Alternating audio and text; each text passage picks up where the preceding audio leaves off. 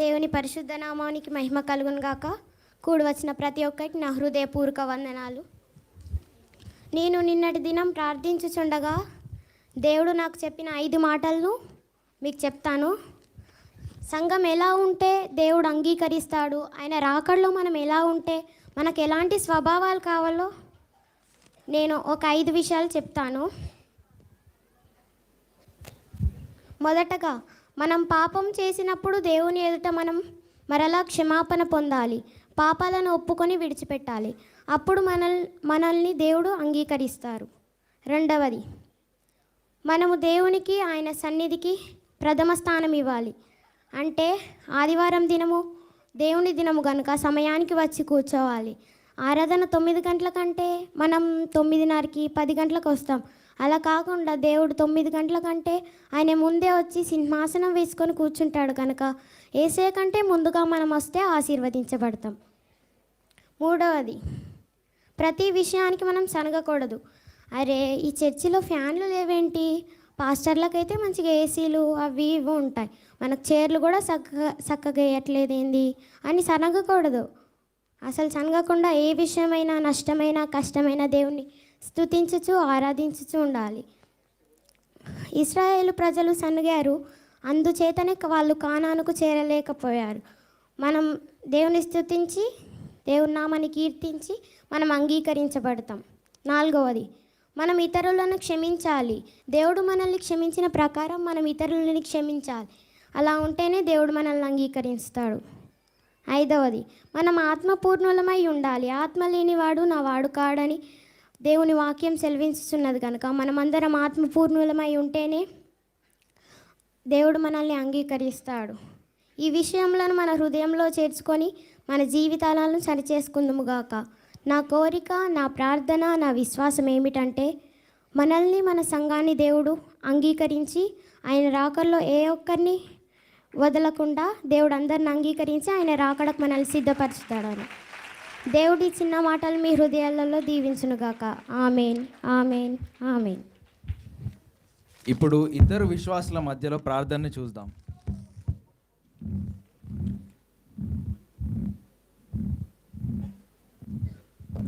స్తోత్రం స్తోత్రం స్తోత్రం. దేవా నన్ను పాపాలు చేసిన నన్ను క్షమించండి అయినా. దేవా మీరే నన్ను రక్షించండి అయినా. దేవా మీరే నన్ను రక్షించండి అయినా. ఎన్నో పాపాలు చేసి ఉన్నాను అయినా. దేవా మీరే మేరకు దేవా మీరే దర్శించండి అయినా. దేవ యోగ్యత లేని వాడినైనా దేవా మీరే యోగ్యత దయచేనైనా. దేవా నీ కృప చెప్పున్నాను. దేవా నన్ను రక్షించి పరిశుద్ధపరిచి నీ ఆత్మ దయచేయమని యేసుక్రీస్తు పరిశుద్ధుడైన అన్న తండ్రి, ఆమేన్.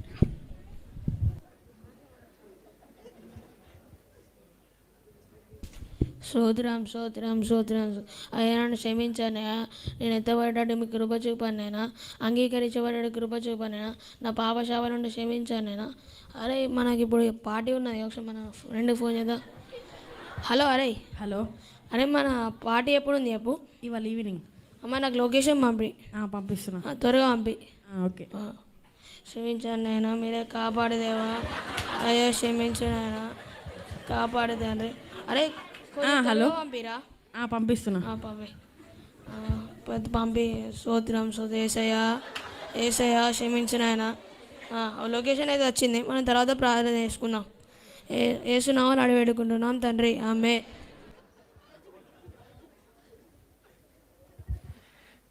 నీ పేరు? సోను. నువ్వు అంగీకరించబడ్డావు, పరలోక రాజ్యానికి అర్హుడవు. నీ పేరు? లోహిత్. నువ్వు అంగీకరించబడలేదు. ఎందుకయ్యా? వాడెందుకు అంగీకరించబడ్డాడు, నేను ఎందుకు అంగీకరించబడలే? అతని ప్రార్థనలో యథార్థత, తగ్గింపు, దీనత్వం ఉంది. అతను పాపము ఒప్పుకొని విడిచిపెట్టాడు కాబట్టి యోగ్యునిగా మారాడు. ఇప్పుడు మరొక సన్నివేశం.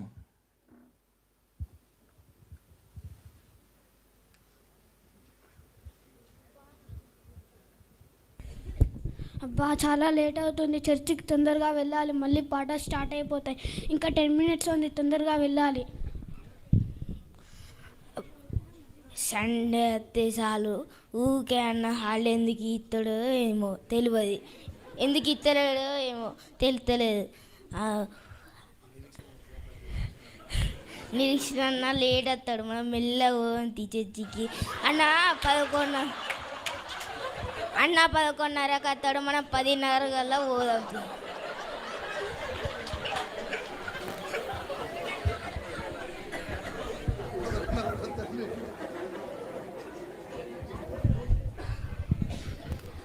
నీ పేరు?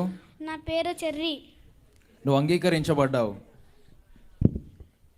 నీ పేరు? బిట్టు. నువ్వు అంగీకరించబడలేదు. ఆయన ఎందుకు అంగీకరించబడలేదు, నేనెందుకు అంగీకరించలేదు? ఆయన ఎందుకు అంగీకరించాడు, నేనెందుకు అంగీకరించలేదు?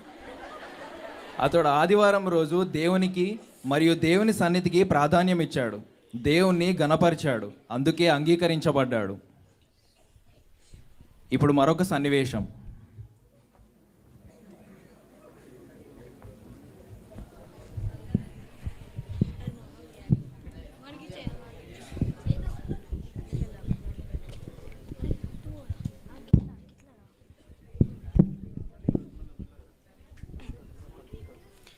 అయ్యా పిలిచారంట.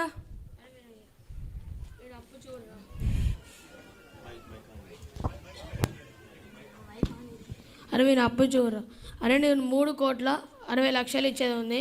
నీ ఇల్లు నీ పొలం అన్ని అమ్మేసి నా అప్పు తీర్చేరా. అయ్యా నన్ను కొంచెం కనికరం చూపెట్టయ్యా, నా పట్ల దయ చూపెట్టయ్యా. ఇప్పుడు నా దగ్గర అంత స్తోమత లేదయ్యా. నా డబ్బులని జమ అయిన వెంటనే నేను ఈ అప్పు తీర్చేస్తానయ్యా. నువ్వు సోమతి లేదంటే వాటి నేను కనికరిస్తున్నా, పో. ధన్యవాదాలయ్యా, నేను మీ మేలు ఎప్పుడు మర్చిపోలేను. ఓకే. ఎస్ ఎస్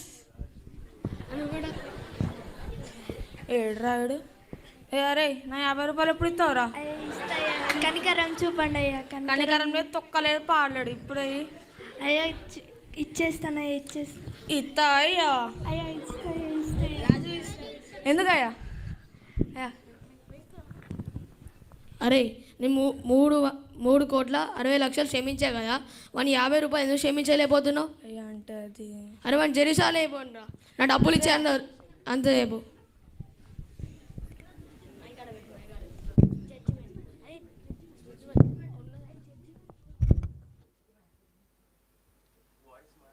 నీ పేరు?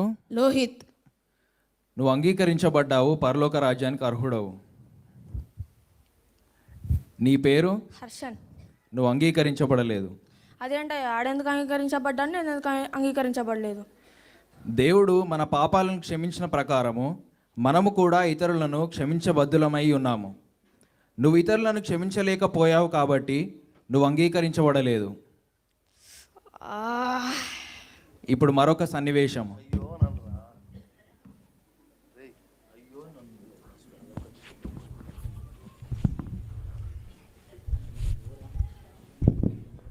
పాస్టర్ సరగద్దు గునగద్దు అంటారు కానీ నేను సనుగుతూ గునుగుతూ ఉంటాను. అబ్బా ఫ్యాన్ లేదు, ఏసీ లేదు. అందరికైతే ఏసీ ఉంది, ఫ్యాన్ ఉంది, నాకైతే ఉడకపోస్తుంది మొత్తం.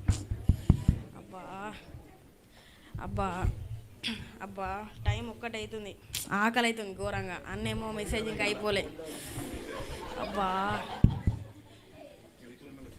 అబ్బా ఇప్పుడు దశంభాగం కోసం వచ్చాడు, దశంభాగం ఇవ్వాలి. ఇప్పుడు డబ్బులు లేవు, డబ్బులన్నీ ఖర్చు పెట్టేసిన. ఇప్పుడు ఏం చేయాలో అర్థమవుతుంది అసలు. అబ్బా బయటికి వెళ్దామంటే చెప్పులు పోయినా, చర్చికి వస్తే ఖచ్చితంగా చెప్పులు పోతాయి. ఏం చేయాలో అర్థమవుతలేదు.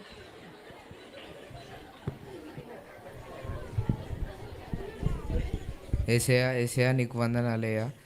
ఏసయ్యా నేను దారిలో చర్చికి వస్తుంటే నా బండి అయిపోయిందయ్యా, అయినా నువ్వు చర్చికి నడిపించినందుకు నీకు వందనాలయ్యా. ఏసయ్యా ఇంత ఎండలో కూడా నన్ను ఫ్యాన్ కూలర్ లేకుండా నన్ను చర్చిలో నడిపించావు. ఏసయ్యా నీకు వందనాలయ్యా. ఏసయ్యా నీకు వందనాలయ్యా. దశమా భాగం గురించి నీ మాటలు నాకు తెలియజేసినందుకు నీకు వందనాలయ్యా. ఏసయ్యా నీకు వందనాలయ్యా. చెప్పులు పోయినా నీకు వందనాలయ్యా. నాకు 2 కాళ్ళు ఇచ్చినందుకు నీకు వందనాలయ్యా.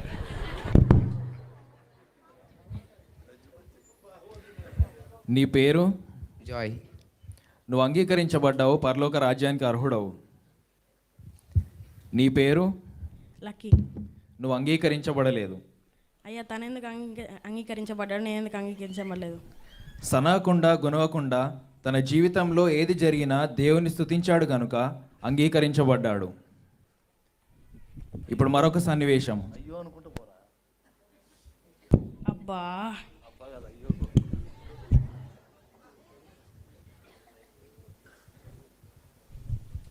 స్తోత్రం స్తోత్రం స్తోత్రం. అయ్యా నీ అభిషేకంతో నింపానైనా ఆత్మ లేనివాడు నావాడు కాదన్నావు కదా నైనా. అయ్యా నేను ఎత్తబడటానికి కృప చూపానైనా. అయ్యా నీ ఆత్మతో పొందుకున్న కృప చూపానైనా. నా కొడుదలుంటే క్షమించానైనా. నన్ను క్షమించి మీరే నీ ఆత్మతో నింపమని, నేను అక్కడప్పుడు ఎత్తబడ్డాడు కృప చేయమని యేసునామమున అడిగి వేడుకుంటున్నాం తండ్రి. అబ్బా పాస్టర్ ఏమని అంటే అభిషేకం అభిషేకం అంటాడు. అభిషేకం ఇప్పుడు అభిషేకం పొందుకోవాలి. అబ్బా అభిషేకం పొందుకోవాలంటే ఇప్పుడు దుఃఖం వస్తుంది. ఎంతోమంది అభిషేకం లేకుండా ఎంతోమంది ఉన్నారు, వాళ్ళు సేవ చేస్తులు, పరిచర్య చేస్తులు. కానీ నేను ఎందుకు పొందుకోవాలి ఇప్పుడు? తర్వాత చూద్దాంలే.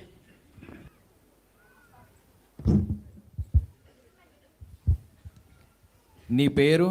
లోహిత్. నువ్వు అంగీకరించబడ్డావు. నీ పేరు? లక్కీ. నువ్వు అంగీకరించబడలేదు. అయ్యా ఎందుకు తను అంగీకరించబడ్డాడు, నేను ఎందుకు అంగీకరించబడలేదు? అతను అభిషేకం కోసం ఆశపడి అంగీకరించబడాలని అభిషేకం పొందుకున్నాడు గనుక అతను అంగీకరించబడ్డాడు.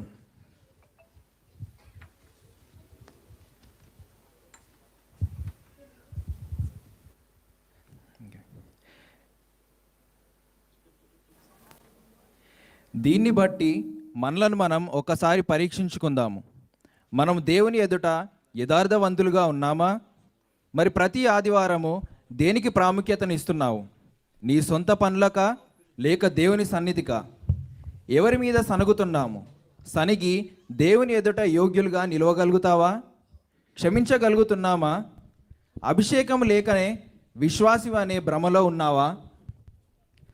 ఒక్కసారి ఆలోచించుకుందాం. ఈ నూతన సంవత్సరంలో మనలను మనము దేవుని ఎదుట నిలువ యోగ్యులుగా మార్చబడదాం. ఒక చిన్న తీర్మానము, నా బలహీనతను బట్టి దేవుని ఎదుట మహారోదనముతో కన్నీటి ప్రార్థనతో యోగ్యులుగా మారుదాముగాక.